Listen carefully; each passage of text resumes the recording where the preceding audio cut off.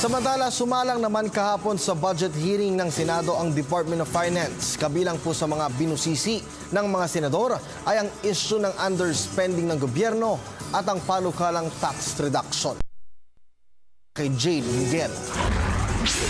Binusisi sa isang budget hearing sa Senado ang panukalang budget ng Department of Finance kung saan pinagtuunan ng pansin ang issue ng underspending at pagbababa ng tax.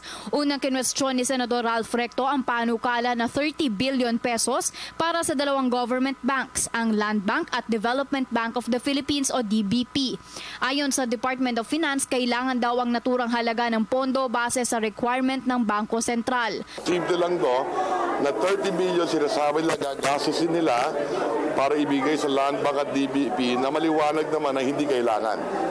Di sana ibigay na lang sa taong bayan yan, ibalik na lang sana.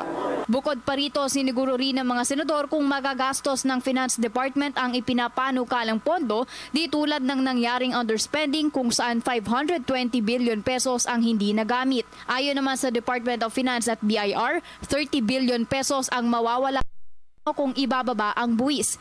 Magugunita na una ng sinabi ni BIR Commissioner Kim Henares na papayag siya sa pagbababa ng tax kung ire-relax ang bank secrecy law upang mas matutukan ang mga bank account para mahuli ang tax evaders. Magkaiba naman ang naging reaksyon ng ilang senador hinggil sa posibleng pagbababa raw ng credit rating ng bansa kung sakaling ibababa ang buwis. Walang epekto sa credit rating dahil ang 30 billion, 0.2% of GDP. Malaki mawala dito. Isa natin kukunin. O kung hindi, lalaki yung deficit natin.